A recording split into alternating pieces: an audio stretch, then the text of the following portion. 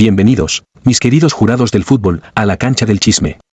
El único tribunal donde las faltas se discuten con drama. Las tarjetas se levantan con veneno. Y los secretos se revelan con música. Hoy abrimos uno de los expedientes más calientes del año.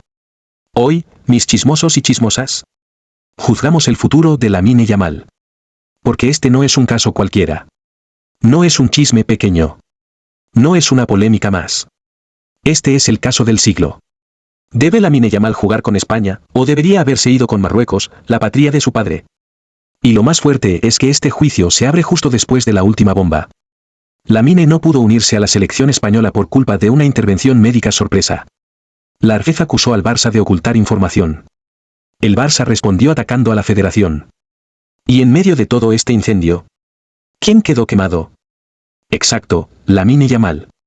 Pero aquí, en esta sala del chisme, no vamos a permitir que la voz del protagonista quede enterrada entre comunicados. Hoy vamos a analizar cada detalle, cada gesto, cada frase.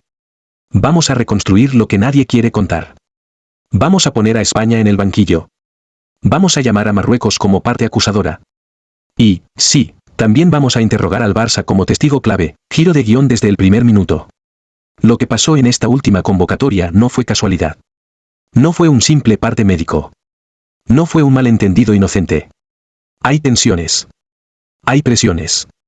Hay intereses. Y hoy, los vamos a exponer uno por uno. Así que, querido jurado, acomódate. Ponte cómodo, pero no demasiado, porque en este juicio las sillas arden. Si este caso ya te está subiendo la temperatura, dale like ahora mismo. Suscríbete, porque a partir de hoy, entras a la corte más peligrosa del fútbol. Y quédate. Porque lo que estás a punto de escuchar no te lo cuentan en televisión. No te lo cuentan los diarios deportivos. Y desde luego, no te lo van a contar sin censura como lo hacemos aquí. Y ahora, jurado, prepárate, porque en el siguiente bloque te voy a presentar al acusado. ¿Quién es realmente Lamine Yamal? En toda investigación, antes de señalar, acusar o defender, debemos conocer al protagonista. En este juicio futbolero, el acusado no es un criminal, ni un político corrupto, ni un ejecutivo ocultando cifras. El acusado es un adolescente, un chico que aún está creciendo, aún está aprendiendo, aún está entendiendo el peso del mundo que le han puesto encima. Un chico llamado Lamine Yamal. Lamine nació en Esplugues de Llobregat y creció entre Mataró y La Masia. Es un niño que, en menos de 2 años, pasó de jugar en campos de tierra a convertirse en el futbolista más observado, vigilado, analizado y debatido de toda España. Su padre es marroquí, su madre es de Guinea Ecuatorial, y él, producto de una mezcla preciosa, se define como lo que siempre ha sido: español, marroquí, africano, catalán, del barrio, del mundo. Un niño con más identidades de las que muchos aceptan entender. Esta dualidad, que debería ser riqueza, se ha convertido en arma. Para algunos, Lamine es el futuro de España. Para otros, el talento que Marruecos perdió. Para otros, el símbolo de una nueva generación multicultural. Para otros, un producto del Barça que debe ser protegido a toda costa. Y, al final, Lamine no tiene la libertad de ser solo un chico que juega al fútbol. Es un símbolo que todos quieren usar. A los 16 años, lo que para cualquier adolescente serían decisiones simples, para él son decisiones que abren titulares internacionales. Lo que para cualquiera sería un comentario inocente, para él es motivo de debate geopolítico. Lo que debería ser una fiesta de cumpleaños para un joven cualquiera, para él se convierte en motivo de investigaciones y escándalos mediáticos. Es una vida sin margen de error. Y es justo por eso que debemos empezar este juicio entendiendo la carga que lleva en los hombros. Su infancia en La Masia no solo lo formó como jugador, lo hizo como persona. Allí aprendió disciplina, responsabilidad, presión y sacrificio. Allí fue moldeado para ser profesional desde antes de ser adulto. Pero también allí aprendió que, en el fútbol, una decisión no es solo una decisión. Es un mensaje, es una declaración, es una bandera que otros interpretan como ellos quieren, no como tú la sientes. Y aquí entra la parte más delicada. Lamine pertenece a España porque nació y creció aquí. Pero sus raíces marroquíes son profundas y visibles. Marruecos lo mira como hijo. España lo mira como joya. 2 mundos, 2 culturas, 2 patrias, disputándose la identidad de un solo chico. Antes de juzgar su elección, debemos entender su historia. Antes de cuestionar su lealtad, debemos comprender su contexto. Antes de decidir si está bien o mal que represente a España, debemos recordar que Lamine no pidió ser símbolo. Solo pidió ser jugador. Este juicio no puede avanzar sin reconocer que detrás de cada crítica, cada aplauso y cada titular, hay un adolescente con presiones de adulto. Y es, precisamente, esta mezcla de talento y vulnerabilidad lo que convierte a Lamine Yamal en uno de los casos más intensos y complejos de nuestro tribunal del chisme. En el próximo bloque analizaremos, con detalle, la evidencia histórica. Los motivos reales que llevaron a Lamine a elegir España por encima de Marruecos. La decisión que hoy sigue encendiendo debates, heridas y pasiones. ¿Fue una elección del corazón, de la lógica o de la presión? La respuesta está por revelarse. Toda investigación necesita un detonante, un punto exacto donde la historia deja de ser simple y se convierte en un conflicto. En el caso de Lamine Yamal, ese punto fue la elección de selección. Un acto que, para muchos jugadores, pasa desapercibido, pero que en él provocó una tormenta internacional. ¿Por qué eligió España? ¿Fue realmente su decisión? ¿O fue una jugada estratégica construida por quienes lo rodean? Para entenderlo, debemos retroceder años atrás, cuando Lamine apenas era un niño en la Masía. Desde muy pequeño, la Federación Española de Fútbol lo tenía marcado como un diamante. No un talento más, no un jugador prometedor, un proyecto de estrella. Lo siguieron, lo cuidaron, lo invitaron a concentraciones, lo integraron en grupos de élite. España sembró desde pronto la idea de que su futuro estaba con ellos. Y él creció dentro de esa estructura. Por otro lado, Marruecos no se quedó de brazos cruzados. También lo identificaron como joya. También lo quisieron. También lucharon por él. La Federación Marroquí llamó, insistió, presionó, argumentó que la sangre lo unía a su patria. Un discurso potente, emocional, heredado, que en cualquier otro jugador habría tenido un efecto inmediato. Pero con Lamine, la historia era distinta, porque aquí llega una verdad incómoda. Lamine nunca se vio a sí mismo fuera de España. Creció aquí. Su formación, su vida, sus amigos, su identidad cotidiana, todo estaba en suelo español. Aunque su padre sintiera orgullo marroquí, aunque Marruecos significara raíces, tradición y familia, para Lamine la idea de representar a España no era traición ni conflicto. Era lo natural. Representaba el país que lo vio nacer, el país donde aprendió a jugar, el país donde se hizo futbolista. Pero, como en toda buena historia judicial, la naturalidad no fue suficiente para frenar las polémicas. Cuando Marruecos vio que la joya se les escapaba, intensificaron la campaña. Hablaron con el entorno, ofrecieron proyectos deportivos, imaginaron un plan a largo plazo donde Lamine sería el eje del fútbol marroquí. Y, aunque hubo interés real, también hubo presión. Una presión que el público nunca vio, pero que existió. España, por su parte, jugó su carta con precisión quirúrgica. Luis de la Fuente lo llamó a la absoluta siendo apenas un adolescente. Y no fue casualidad, fue estratégico, una manera legal de blindar su nacionalidad deportiva. Lo hicieron debutar rápido, lo hicieron jugar, lo hicieron entrar en la historia como el goleador más joven.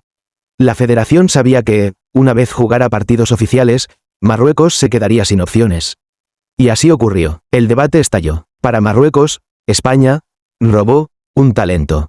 Para España, simplemente se aceleró un proceso inevitable. Para los medios, un capítulo jugoso que mezclaría identidad, migración, cultura, política y fútbol.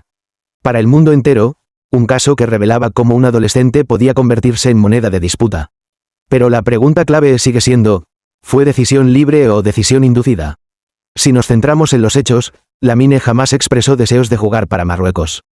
Nunca hubo declaraciones públicas de duda. Nunca mostró indecisión. Todo apunta a que, pese al ruido exterior, él siempre estuvo mentalmente en España. Pero el debate no nació por él, sino por lo que representa. Un jugador nacido en España, pero con raíces extranjeras. Un símbolo involuntario de dos patrias. Un espejo de una sociedad multicultural que, para algunos, todavía cuesta aceptar. Este bloque es crucial porque nos ayuda a entender el origen del caso judicial que estamos construyendo. La elección de España, más que un conflicto deportivo, fue un conflicto identitario que muchos quisieron usar a su favor. Y es aquí donde nace la controversia que alimenta todo el vídeo. En el siguiente bloque, entraremos en la parte más incómoda. ¿Qué ganaba realmente España con atar a Lamine y por qué esta jugada, aunque legal, causó heridas profundas en Marruecos? Aquí es donde el juicio empieza a calentarse. En todo juicio siempre llega el momento en el que hay que analizar la estrategia del otro bando. Y en este caso, el otro bando es España, porque la Federación Española no actuó por casualidad, ni por impulso, ni por un acto romántico de promover a un joven talento. Fue una jugada medida, calculada y totalmente consciente. Y si queremos entender la controversia, debemos diseccionar esta jugada pieza por pieza. Cuando Lamine apareció en el radar mediático, España ya lo tenía vigilado desde hacía años. No era solo un futbolista prometedor. Era un fenómeno generacional. De esos que aparecen una vez cada mucho tiempo. Un talento que lo puede cambiar todo.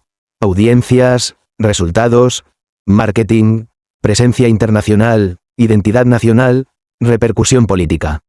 Todo. España sabía perfectamente que Lamine no solo era un jugador más. Era un arma deportiva y simbólica. Un elemento capaz de transformar la percepción de la selección española. Más joven, más multicultural, más moderna, más conectada con la sociedad actual.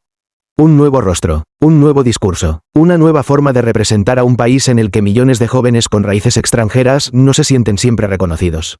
Atarlo no era una opción, era una prioridad. Por eso, cuando Marruecos incrementó la presión, España reaccionó con una velocidad inusual. La decisión de llamar a Lamine a la selección absoluta con apenas 16 años no fue un acto emocional ni improvisado. Fue un movimiento estratégico para asegurar una pieza clave antes de que otro país la asegurara. Legal, sí. Ético, debatible. Polémico, sin duda. Debutó, jugó, marcó. Y con ese simple acto, España cerró la puerta a Marruecos de forma definitiva. Fue un golpe preciso, un jaque mate silencioso. Pero toda jugada tiene consecuencias. Y esta no fue la excepción. Para Marruecos, la decisión fue un acto de apropiación. Una intervención directa en un proceso que, para ellos, debía haberse definido de otra manera. Ellos veían en Lamine un hijo de su tierra, un símbolo para su proyecto deportivo, un puente entre la patria de sus padres y el futuro del fútbol africano. Sentían que Lamine les pertenecía tanto como España siente que le pertenece a ellos. La prensa marroquí reaccionó con fuerza. Editoriales, entrevistas, declaraciones públicas. Todos apuntaban a un mismo argumento. España había acelerado el proceso para evitar que el chico pudiera elegir libremente. Era la narrativa perfecta para encender el debate. Y lo consiguió. La herida quedó abierta, y aún hoy sigue sangrando. Porque la discusión no era solo futbolística. Era emocional, era identitaria, era histórica. Marruecos llevaba años desarrollando un proyecto deportivo que ha sorprendido al mundo, especialmente desde el Mundial de Qatar. Ver a un talento como Lamine escapar de sus manos era mucho más que perder un jugador. Era perder un símbolo de lo que aspiran a ser. España obtuvo lo que buscaba, asegurar un talento histórico. Pero el precio fue crear una fractura emocional entre dos aficiones y alimentar una tensión que todavía continúa. En este juicio que estamos construyendo, este bloque es clave porque revela por qué el caso de Lamine no fue simplemente la elección de un adolescente, sino un movimiento de ajedrez geopolítico y futbolístico. Y sobre todo, demuestra que las selecciones no solo pelean con camisetas y alineaciones, pelean con identidades, con símbolos y con lo que representan para millones de personas. En el siguiente bloque entraremos en el capítulo más reciente y caliente del caso, la polémica de la última convocatoria, el presunto bloqueo del Barcelona y el nuevo incendio que volvió a poner en duda su compromiso con España. Aquí es donde empiezan los golpes fuertes. Toda historia judicial tiene un giro inesperado. Un acontecimiento que revive un caso que parecía resuelto. En nuestro juicio futbolero, ese giro llegó con la última convocatoria de la selección española. Un incendio mediático que nadie vio venir, pero que tenía todos los ingredientes para explotar. Suspicacias, silencios, intereses cruzados y un club que históricamente ha sido acusado de priorizar lo suyo por encima de la selección. Y en el centro del huracán, otra vez, Lamine Yamal. Todo comenzó con una ausencia. Luis de la Fuente presentó la lista y, para sorpresa de todos, el nombre de Lamine no aparecía. Un jugador que, hasta ese momento, era considerado intocable, un habitual en las convocatorias, un símbolo promocional de la nueva España futbolística. De repente, desaparecido de la lista, sin explicación clara, sin comunicado contundente, sin narrativa oficial. En ese vacío informativo, nació el escándalo. Los medios comenzaron a especular. Un sector afirmaba que Lamine estaba lesionado, otro, que estaba fatigado, otro, que había un acuerdo tácito entre el Barcelona y la Federación para protegerlo. Pero la teoría que más fuerza tomó fue la más polémica, que el Barça habría presionado para que Lamine no fuese convocado, priorizando su propio calendario y evitando riesgos innecesarios. Una duda que, en cualquier otro jugador, sería un simple rumor. Pero con Lamine, se convirtió en dinamita. En cuestión de horas, las redes sociales ardieron. Aficionados, tertulianos y periodistas empezaron a cuestionar la lealtad del jugador. Para algunos, su ausencia era una señal de que nunca estuvo realmente comprometido con España. Para otros, un acto que reabría el debate con Marruecos, como si una simple no convocatoria fuese una declaración política, una falta de lealtad, una traición silenciosa. El entorno del jugador guardó silencio. El Barça ofreció explicaciones vagas. La Federación tampoco ayudó demasiado. Y ese vacío narrativo alimentó aún más la sospecha de que algo se estaba ocultando. A falta de versiones oficiales, el público creó las suyas propias. En Marruecos, la noticia fue celebrada con euforia. Programas deportivos insinuaron que el ciclo de España se estaba debilitando y que, quizá el chico estaba replanteándose su futuro. Algunas voces incluso llegaron a insinuar que Lamine podría arrepentirse de su elección inicial. Eran especulaciones sin fundamento, pero en un tema tan sensible, cada comentario era gasolina. España, en cambio, vivió la ausencia como un golpe. Un sector de la afición se sintió traicionado. Otro culpó al Barça. Y otro, el más prudente, pidió esperar explicaciones. Pero el daño ya estaba hecho. El caso había revivido. Y no solo revivido. Se había disparado a niveles que nadie esperaba. Y aquí llega el punto central del bloque. ¿Por qué esta ausencia desató tanto caos? Porque en el juicio simbólico que rodea a Lamine Yamal, cada movimiento se interpreta como declaración de intenciones. Cada gesto se magnifica, cada detalle se vuelve sospechoso. Lamine es más que un jugador convocado o no convocado. Es un emblema que representa dos proyectos nacionales. Es un trofeo que ambos bandos creen tener derecho a reclamar. Y esta vez, el simple hecho de no estar en una lista volvió a despertar viejas heridas, dudas enterradas y discursos identitarios que muchos creían superados. El caso volvió a abrirse. Y con más preguntas que respuestas. ¿Por qué realmente no fue convocado? ¿Hubo presión del Barça? ¿España quiso protegerlo? ¿O todo fue una tormenta creada por el ruido mediático? Ninguna versión fue suficientemente convincente. Y esa nebulosa permitió que la narrativa más peligrosa volviera a tomar fuerza. La idea de que Lamine no se siente completamente identificado con España. Este bloque marca la transición a la parte más intensa del juicio. Ahora toca analizar cómo esta polémica afectó la percepción pública del jugador y cómo España, que había logrado blindarlo, vuelve a estar en una posición vulnerable. En el siguiente bloque, expondremos la evidencia emocional. Cómo se sintió la afición española, qué discursos se polarizaron y por qué este episodio cambió nuevamente la relación entre Lamine y su selección. Aquí es donde la tensión alcanza niveles máximos. Toda causa mediática llega tarde o temprano a su tribunal más impredecible, la opinión pública. Un escenario donde no existe presunción de inocencia, donde los argumentos se construyen con emociones y donde las sentencias se dictan antes de escuchar las pruebas. Y en el caso de Lamine Yamal, la reacción social tras su ausencia en la última convocatoria fue tan inmediata como feroz. Apenas se filtró la noticia, las redes sociales se transformaron en un campo de batalla. Miles de usuarios, muchos sin contexto, sin información directa y sin esperar una explicación oficial, comenzaron a emitir sus juicios personales. Para algunos, Lamine había elegido mal desde el principio. Para otros, simplemente estaba mostrando su verdadera lealtad. Y para un sector especialmente ruidoso, su ausencia era una prueba suficiente para afirmar que nunca sintió los colores de España. Y así, sin que él dijera una sola palabra, sin que se publicara un parte médico claro, sin que nadie confirmara un desacuerdo entre Barça y Federación, la maquinaria del juicio emocional ya estaba en marcha. En tertulias televisivas se repetía la misma pregunta: ¿está Lamine comprometido con España? Pero era una pregunta tendenciosa, diseñada no para buscar respuestas, sino para generar conflicto. Porque detrás de cada opinión se escondía un prejuicio o una expectativa. Y ese es el verdadero problema de este bloque. La discusión no fue deportiva, fue identitaria.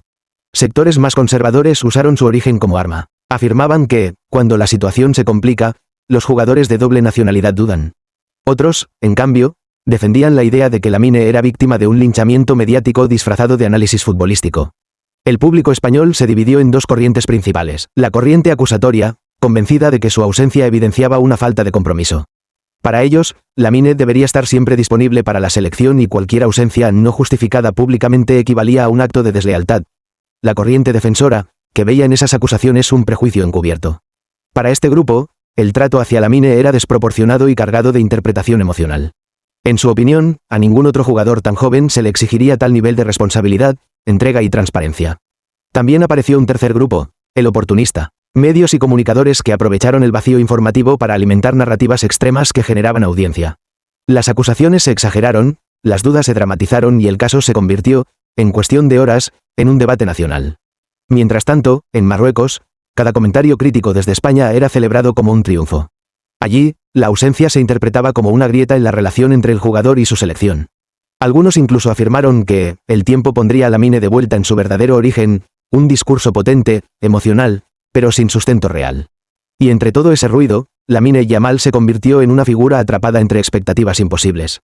España lo exige como símbolo. Marruecos lo espera como hijo perdido. Y el público, sin detenerse a pensar que tiene solo 17 años, lo juzga como si fuera un veterano con 20 años de carrera internacional. Este bloque es fundamental porque demuestra cómo el juicio emocional puede ser más cruel que el deportivo. Un jugador aún en formación, psicológica y profesionalmente, se encuentra soportando presiones que no corresponden a su edad. Cada gesto, cada silencio, cada ausencia, cada frase ambigua, se transforma en un argumento para algún bando. Y eso nos lleva directamente al siguiente capítulo del caso. ¿Qué impacto tuvo esta reacción sobre su imagen pública? ¿Cómo gestionó su entorno la ola de acusaciones? ¿Y qué consecuencias puede tener esta fractura emocional entre afición y jugador? En el próximo bloque analizaremos cómo esta tormenta mediática redefinió la narrativa pública de Lamine Yamal y qué riesgos implica para su futuro en la selección española. Aquí es donde el juicio deja de ser mediático y empieza a ser personal.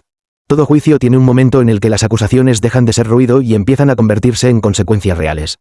Y en esta historia, ese momento llegó después del estallido mediático. Cuando las críticas se hicieron virales, cuando las dudas se convirtieron en debates nacionales y cuando el caso dejó de ser un simple titular para convertirse en una amenaza directa a la imagen pública de Lamine Yamal. Porque mientras los aficionados discutían y los tertulianos alimentaban el incendio, el impacto psicológico y reputacional sobre un chico de 17 años empezaba a hacerse visible. No públicamente, porque su entorno ha sido extremadamente cuidadoso, pero sí en la lectura profunda de su contexto. Lamine Yamal pasó, en pocas horas, de ser el niño prodigio de España, al jugador cuestionado por su compromiso. Y esa transición, injusta y desproporcionada, es el verdadero eje de este bloque. El silencio de su entorno no fue casualidad. Tampoco fue una señal de debilidad. Fue una decisión calculada. Y aquí entramos en la estrategia interna que nadie ve, pero que explica muchas cosas. Sus representantes, su familia y el Fútbol Club Barcelona entendieron que cualquier declaración durante el pico de polémica podría ser mal interpretada. Si respondían, se veía como defensa innecesaria. Si aclaraban, se interpretaba como señal de culpa. Si hablaban de lesiones o molestias, se cuestionaría la veracidad. Y si mencionaban la presión mediática, serían acusados de victimizarse. En resumen, cualquier palabra podía agravar la situación. Por eso optaron por la estrategia más difícil, pero también la más inteligente en escenarios incendiados: callar. Dejar que el ruido se desgaste solo. No entrar al juego emocional. No conceder titulares fáciles. Ese silencio, sin embargo, fue interpretado por muchos como una señal de duda. Y ahí está el problema. El vacío de información no siempre protege. A veces alimenta fantasmas. La narrativa de que Lamine no se siente español comenzó a crecer. No porque él lo dijera, no porque hubiera pruebas, sino porque la opinión pública siempre encuentra un relato que se acomode a sus prejuicios. Mientras tanto, en la Federación Española se encendieron las alarmas. No estaban ante una simple polémica pasajera, estaban ante el riesgo de erosionar la imagen de su mayor joya. Lamine era su símbolo, su apuesta de futuro, su cara pública, y ahora, el jugador más valioso de su proyecto estaba siendo sometido a un juicio público que ellos mismos no habían sabido controlar. Las consecuencias empezaron a acumularse. Distancia emocional entre jugador y afición. No generada por él, sino por el discurso mediático. Presión añadida para futuras convocatorias. Ahora cualquier ausencia será interpretada como gesto político. Mayor vigilancia sobre sus decisiones personales y profesionales. Cada partido, cada gesto, cada palabra, será analizada con lupa. Mayor vulnerabilidad ante Marruecos, que aprovechará cualquier duda para alimentar su narrativa de regreso a las raíces. Tensión en el Barcelona, que queda en el centro de la controversia como supuesto mediador oculto. El caso ya no es deportivo. Es emocional, reputacional y simbólico. Lamine, sin haber dicho ni hecho nada fuera de lo normal, ahora carga con un estigma que no merece. El de ser un jugador cuya lealtad está en constante juicio. Este bloque marca un punto crítico. El fútbol deja de ser fútbol. La afición deja de ser afición. Y un chico de 17 años se convierte, sin pedirlo, en un personaje político, mediático y social. Y todo por una convocatoria fallida. En el siguiente bloque analizaremos un punto todavía más delicado. El papel de los medios, los intereses ocultos y cómo la prensa española y marroquí usan a Lamine como herramienta en sus propias agendas. Aquí no solo se habla de fútbol, sino de poder. Lo que viene es una de las partes más oscuras del juicio. En cualquier juicio mediático, siempre llega el momento de señalar a los verdaderos arquitectos del caos, los medios. No los periodistas individuales, sino el sistema. Ese engranaje gigantesco que convierte cualquier duda en un titular, cualquier rumor en una noticia, cualquier silencio en una sospecha. Y en el caso de Lamine Yamal, ese sistema ha sido especialmente voraz. Porque si algo queda claro al analizar esta polémica es que los medios no informaron, construyeron una narrativa. Una narrativa moldeada por intereses, por audiencias, por rivalidades históricas y por la necesidad constante de generar conflicto donde quizás solo había normalidad. La prensa española encontró en Lamine un personaje perfecto. Un chico joven, talentoso, de origen extranjero, con raíces marroquíes y un futuro brillante. Una combinación tan potente como peligrosa. Un perfil que sirve para alimentar cualquier tipo de discurso. Esperanza, identidad, patriotismo, crítica social, conflicto cultural, orgullo generacional. Y, por supuesto, drama. No se limitaron a cubrir su ausencia en la convocatoria. La exageraron, la ampliaron, la convirtieron en una especie de señal cósmica. Artículos insinuando falta de compromiso. Programas de tertulia lanzando preguntas que sabían que incendiarían redes. Columnistas construyendo escenarios hipotéticos sin un solo dato oficial. Se trataba de vender, y Lamine vende. Eso es un hecho innegable. Pero si en España la narrativa fue de duda, indignación y sospecha, en Marruecos la narrativa fue completamente opuesta, pero igual de interesada. Allí, la ausencia en la convocatoria se convirtió en un arma propagandística. Medios locales presentaron la situación no como un accidente o un malentendido, sino como un síntoma de un problema más profundo. la supuesta fractura entre Lamine y la selección española. Programas deportivos insinuaron que Lamine estaba cansado de las presiones, que no se sentía valorado, incluso que España solo lo utilizó para bloquearlo. No había pruebas, no había declaraciones, no había datos, solo interpretaciones emocionales convertidas en titulares para alimentar una esperanza que nunca fue real. La idea de que Marruecos algún día podría recuperarlo. Ambos bandos manipularon la historia según sus intereses. España para ponerlo contra la pared, Marruecos para apropiarse emocionalmente de él. Y Lamine, una vez más, quedó en medio. Este bloque es crucial porque revela cómo los medios usan a los jugadores no como deportistas, sino como herramientas. El caso Lamine no es un caso aislado. Es un ejemplo más de cómo la prensa construye héroes y villanos según convenga. Cómo un joven puede pasar de ser ícono a acusado en cuestión de minutos. Cómo un silencio puede convertirse en culpabilidad fabricada. La manipulación mediática no es accidental. Tiene raíces profundas. Competencia entre medios españoles para ver quién rompe la narrativa más polémica. Anhelo marroquí por recuperar símbolos que representen su avance futbolístico. Interés del Barça en controlar el relato para proteger a su joya de críticas que dañan su proyección. Debates identitarios en la sociedad española que encuentran en Lamine un espejo donde proyectarse. En resumen, Lamine no es un jugador. Es un campo de batalla narrativo, pero lo más oscuro es que ninguno de los actores mediáticos parece preocupado por su bienestar, su juventud o su desarrollo deportivo. Lo ven como un producto, una propiedad disputada, un recurso para generar clics y minutos de audiencia. Y en este tribunal del chisme, los medios son los abogados más ruidosos, los fiscales más agresivos y los jueces más irresponsables. Este bloque nos lleva de cabeza al siguiente capítulo. ¿Qué consecuencias tiene esta guerra mediática para el futuro de Lamine en la selección? ¿Qué debería hacer España para protegerlo? ¿Y qué significa realmente elegir una camiseta cuando te conviertes en arma política? El siguiente bloque aborda las medidas que España debe tomar si no quiere perder emocionalmente a su mayor joya, incluso si deportivamente ya lo tiene amarrado. Nos acercamos al clímax del juicio. La polémica ya no es solo deportiva. Se ha convertido en un juicio público donde miles de voces reclaman justicia, otras piden mesura y algunas directamente exigen que Lamine Yamal tome decisiones drásticas. La sociedad futbolera está dividida, y cada bando cree tener la verdad absoluta sobre lo que debería haber hecho o debería hacer ahora mismo. Por un lado están quienes defienden que Lamine siempre tuvo claro su compromiso con España. Aseguran que, desde el primer momento, eligió el proyecto deportivo que le ofrecía más garantías y un camino más sólido hacia la titularidad y la élite. Consideran que exigirle que renuncie, dudo o cambie su postura a estas alturas es injusto, oportunista y hasta dañino para un chico que, al fin y al cabo, apenas ha llegado a la mayoría de edad deportiva. Pero, al otro lado, se levantan voces que insisten en que su ausencia en la última convocatoria es una señal. Dicen que la federación no lo protege, que el club lo sobreexpone y que Marruecos siempre estuvo ahí, esperándolo, valorándolo y ofreciéndole un rol central que quizás España no termina de garantizarle. Para ese sector, esta crisis es la prueba definitiva de que Lamine eligió mal o, al menos, eligió antes de tiempo. Los medios han encendido aún más el fuego. Algunos programas de debate futbolero han insinuado que la Federación Española usa su figura como un escudo para calmar críticas internas. Otros afirman que su entorno nunca estuvo convencido del todo y que esta situación, propiciada por el Barcelona, reabre heridas que parecían cerradas. Hay editoriales que incluso plantean el escenario hipotético de que Yamal replantee su camino, un argumento que, independientemente de su viabilidad, alimenta más confusión en el público.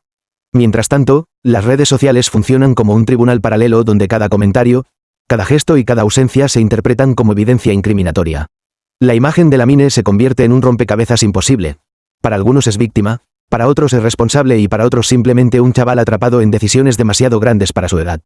Este bloque deja al espectador con una pregunta incómoda y poderosa. ¿Quién está realmente protegiendo a Lamine Yamal? ¿La selección española? ¿El Barcelona? ¿Su entorno familiar? ¿O, en realidad, nadie? Si quieres, puedo ampliar este bloque aún más, o continuar con el siguiente. En este punto del relato entramos en el capítulo más delicado y explosivo del caso, el papel del FC Barcelona. El club azulgrana se ha convertido en el actor clave que, según muchos, controla los tiempos, las decisiones y hasta la narrativa que rodea a Lamine Yamal.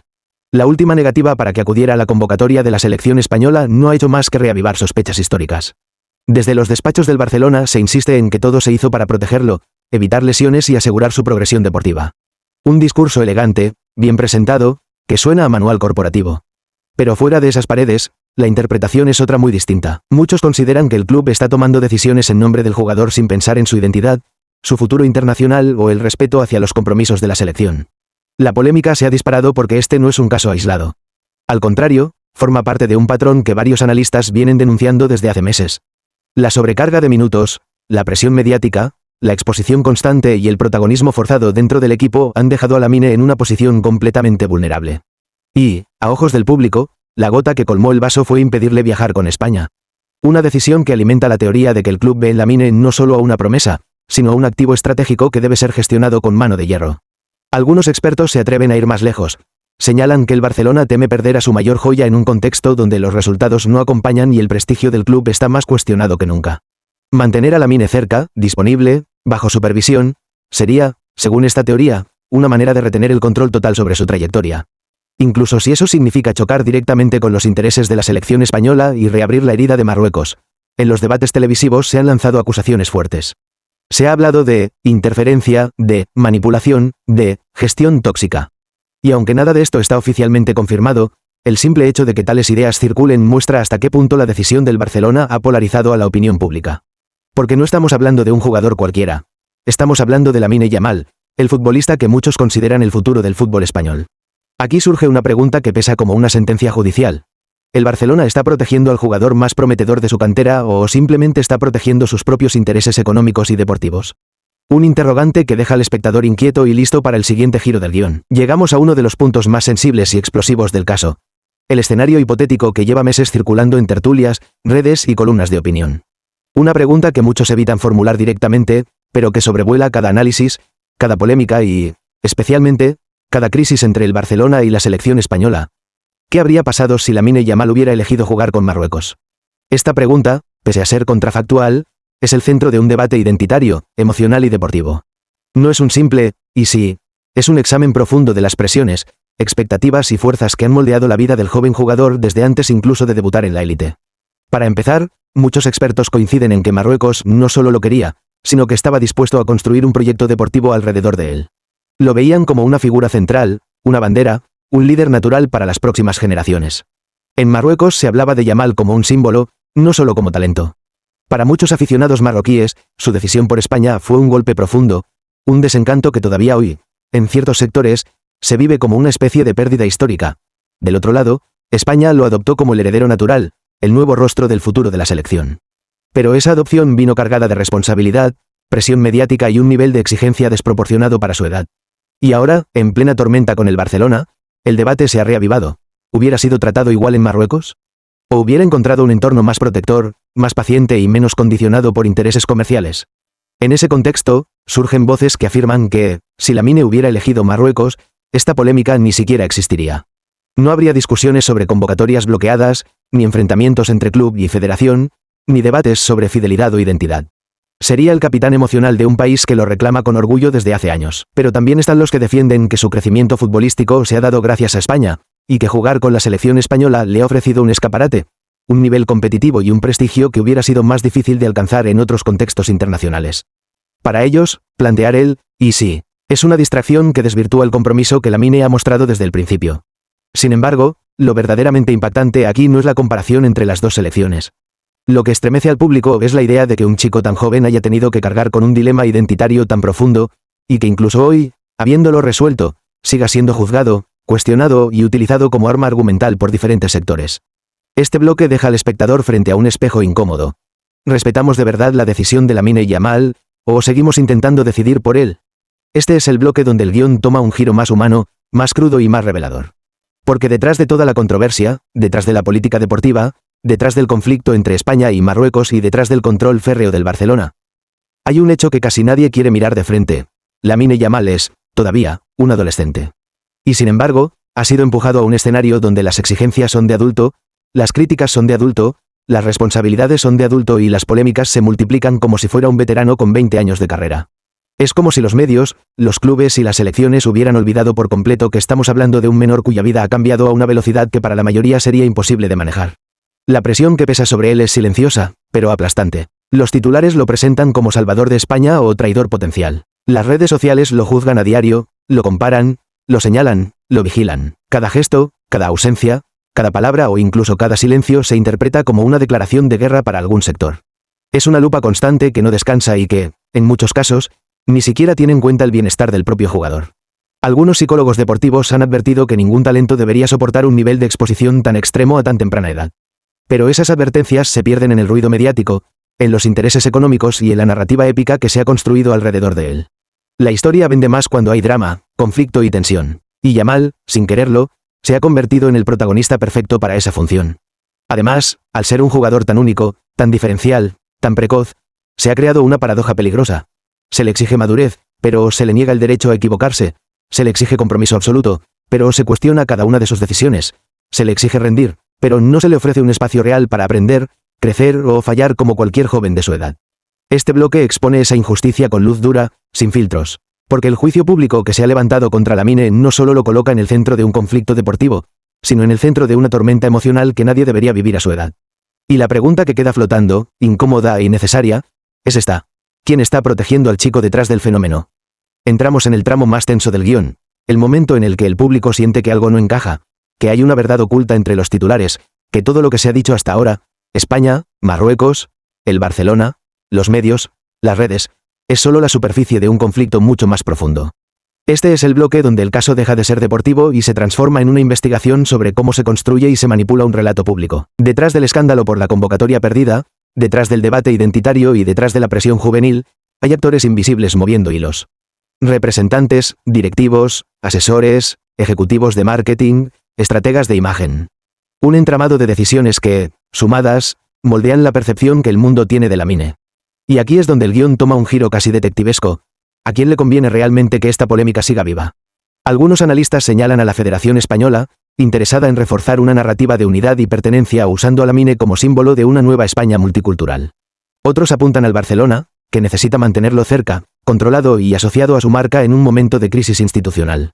Y no faltan quienes creen que su entorno personal también tiene sus propios intereses, desde contratos publicitarios hasta estrategias para maximizar visibilidad y valor de mercado. En este escenario, cada decisión parece calculada, cada filtración parece estratégica y cada silencio parece significativo. La historia deja de ser un conflicto natural para convertirse casi en un guión escrito por manos ajenas, donde el protagonista principal es el que menos control tiene sobre lo que ocurre. Aquí el tono judicial del guión se intensifica. ¿Estamos ante una manipulación colectiva? ¿Un caso de explotación mediática? ¿O simplemente un joven atrapado en una maquinaria gigantesca donde su voz es la que menos se escucha? El espectador empieza a entender que no se trata solo de fútbol, sino de poder. Poder de influir, poder de dirigir, poder de decidir qué imagen pública se construye y cuál se oculta. Y en medio de esa batalla silenciosa, Lamine aparece como un testigo involuntario, alguien cuya historia se está contando sin que él tenga control sobre ella. Este bloque abre la puerta a la recta final del vídeo, donde el juicio moral se vuelve inevitable, porque la pregunta ya no es solo con qué selección debería jugar o si el Barcelona actuó bien o mal. Ahora la interrogante es mucho más cruda. ¿Quién está escribiendo realmente la historia de Lamine Yamal? ¿Y con qué propósito? Llegamos al final de este juicio mediático, deportivo y emocional.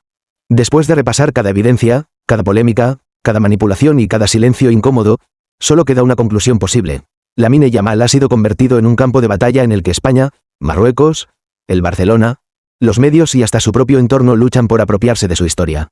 Y esa es la gran injusticia, porque en todo este ruido, en toda esta controversia, en toda esta guerra de intereses, nadie parece estar preguntándole a él qué quiere, qué siente o qué necesita. Todos hablan sobre Lamine, pero muy pocos hablan con Lamine. Y este es el punto exacto en el que el caso revela su crudeza.